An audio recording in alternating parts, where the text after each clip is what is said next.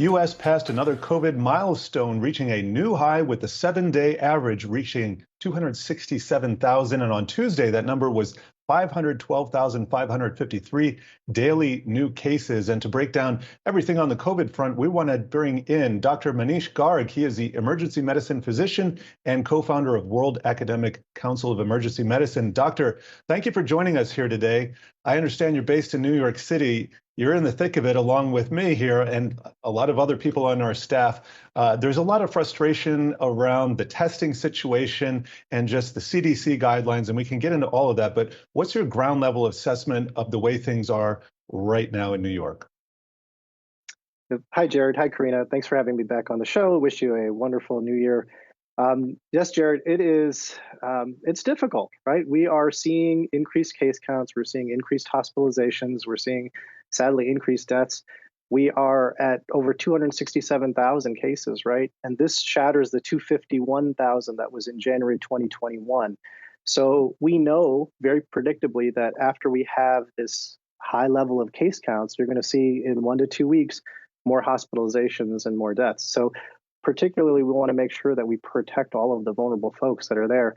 I'm seeing it right now. Our staff is seeing it. It's been 2 years. People are pretty tired. I'm sure the folks are pretty tired at home. And it's important to know that in New York City, where we're seeing it, we're seeing almost 100% Omicron. But around the country, the CDC has now reissued a statement that said it's about probably 75% Delta and 25% Omicron that's out there. So we really are seeing a dual wave. We know that as an airborne virus in the wintertime, when folks are back together, Thanksgiving, Christmas, New Year's, it's important that we keep each other safe. And so we are seeing that right now, and it's concerning. And Dr. Garg, that's probably why we're seeing such a rise in hospitalizations as well, correct? Because the CDC did revise down those guidelines, but also they revised their guidelines regarding the isolation policy. And so someone who tests positive after 5 days are then cleared to sort of move around. They need to wear a mask. And that has raised a lot of eyebrows. It's created a lot of confusion. Some people argue that it was more a business decision than a scientifically based one. And the CDC now basically says that they base their decision on the comfort level of people and how much they could tolerate. Let's listen to a bite. Many people are asymptomatic or only mildly symptomatic, especially those who have been vaccinated or boosted. And so they may very well not be able to or willing to comply with 10 days worth of isolation. So this was really a way to tell people, make sure you isolate in those first 5 days when you're maximally infectious. And then, of course, wear a mask for those last 5 days to make sure that you don't spread anything that might be left over to others. So basically, the crux of this message is that we're not sure how much people could tolerate, and so we are reducing this isolation policy to 5 days. How do you feel about this change? Are you in line with it? Do you agree with it? Well, I understand the science, Karina, and I think the take home is that this provides a way to get asymptomatic or resolving symptomatic employees back to work using the science. But I think the strategy is the minimum time that we should use. We should not think of this as a 5-day strategy. Like what's being said, it should be thought of as a 10-day strategy, where in the 5 days, you're really looking at isolation or quarantine.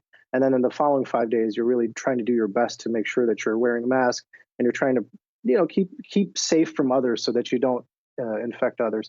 I think what's important here, Karina, is that you used a humanistic and thoughtful approach with these guidelines. Labor issues are very delicate, as you brought up. There are issues from the employer side, right? They want to keep society running. On the employee side, there's a real human toll, right? It's been 2 years of this pandemic. I can only talk about it from my standpoint. 48 trainees that I'm charged with, these are just beautiful, lovely people. They're self-sacrificing. They want to help out their communities. They're the frontest line doctors who are caring for folks in New York City during this pandemic. These are my mentees. So for them, I'm accountable to them and their families. So here's how I view the guideline as a practical approach. I try to break this guideline and put it into tiers. If you are minimally symptomatic or no symptoms in tier 1, then it makes sense for me to get you back in as soon as I can get a person back in.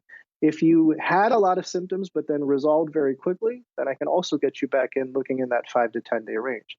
But if you're not feeling better or your symptoms are pretty stable, then we really should keep you out as best as we can. And I think that if we do that, especially with that last group, we can use a very thoughtful approach that's very humanistic and hopefully can provide a little bit of guidance, particularly with the employers as they're trying to take care of their incredible employees who've really, really endured a lot right now. And Doctor, a lot of the previous assumptions have been, I guess, taken another look at, and some of these decisions are getting revised with what we've been seeing with the CDC and et cetera. But on the testing front, it's clear that we're way behind the curve here. People waiting for up to a week still to get results, lines around the block. And meanwhile, how much are these vaccine passports really helping things?